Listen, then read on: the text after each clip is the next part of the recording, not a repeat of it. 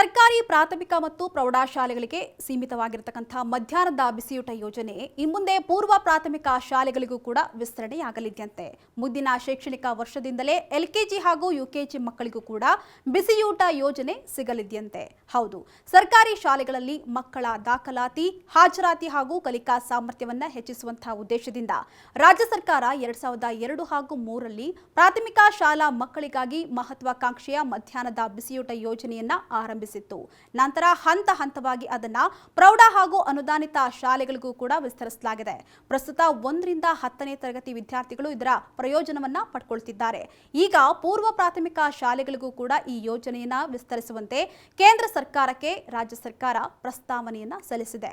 ಸದ್ಯ ರಾಜ್ಯ ಸರ್ಕಾರ ಇತ್ತೀಚೆಗೆ ಆರಂಭಿಸಿರ್ತಕ್ಕಂಥ ಎಲ್ಕೆಜಿ ಹಾಗೂ ಯುಕೆಜಿ ಶಾಲೆಗಳಿಗೆ ರಾಜ್ಯದಲ್ಲಿ ಉತ್ತಮ ಪ್ರತಿಕ್ರಿಯೆ ವ್ಯಕ್ತವಾಗ್ತಾ ಇದೆ.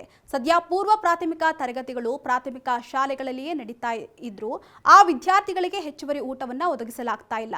ಬದಲಿಗೆ ಪ್ರಾಥಮಿಕ ಶಾಲಾ ಮಕ್ಕಳು ಪುಟಾಣಿಗಳೊಂದಿಗೆ ಊಟವನ್ನ ಹಂಚಿಕೊಳ್ತಿದ್ದಾರೆ. ಹೀಗಾಗಿ ಎಲ್ಕೆಜಿ ಹಾಗೂ ಯುಕೆಜಿ ಮಕ್ಕಳಿಗೂ ಕೂಡ ಬಿಸಿಯೂಟವನ್ನು ಒದಗಿಸಬೇಕು ಎಂಬಂತಹ ಉದ್ದೇಶದಿಂದ ಸರ್ಕಾರ ಈ ಯೋಜನೆಯನ್ನ ಪ್ರಸ್ತಾವನೆಯನ್ನ ಸಲ್ಲಿಸಿದೆ. ಇದಕ್ಕೆ ಕೇಂದ್ರದಿಂದ ಗ್ರೀನ್ ಸಿಗ್ನಲ್ ದೊರೆತರೆ ಬರುವಂತಹ ಶೈಕ್ಷಣಿಕ ವರ್ಷದಿಂದಲೇ ಎಲ್ಕೆಜಿ ಹಾಗೂ ಯುಕೆಜಿ ಮಕ್ಕಳಿಗೂ ಕೂಡ ಬಿಸಿಯೂಟ ಸಿಗಲಿದೆಯಂತೆ. ಸದ್ಯ 55 ಲಕ್ಷ ವಿದ್ಯಾರ್ಥಿಗಳಿಗೆ ಬಿಸಿಯೂಟವನ್ನು ನೀಡಲಾಗ್ತಾ ಇದೆ. ಮುಂದಿನ ಶೈಕ್ಷಣಿಕ ವರ್ಷದಿಂದ ಪೂರ್ವ ಪ್ರಾಥಮಿಕ ಶಾಲಾ ಮಕ್ಕಳ ಸಂಖ್ಯೆ 2 ಲಕ್ಷಕ್ಕೆ ಹೆಚ್ಚಿಸಲಾಗ್ತಾ ಇದ್ದು ಅವರಿಗೂ ಕೂಡ ಈ ಯೋಜನೆಯ ಪ್ರಯೋಜನವನ್ನು ಪಡ್ಕೊಳ್ಬಹುದಾಗಿದೆಯಂತೆ.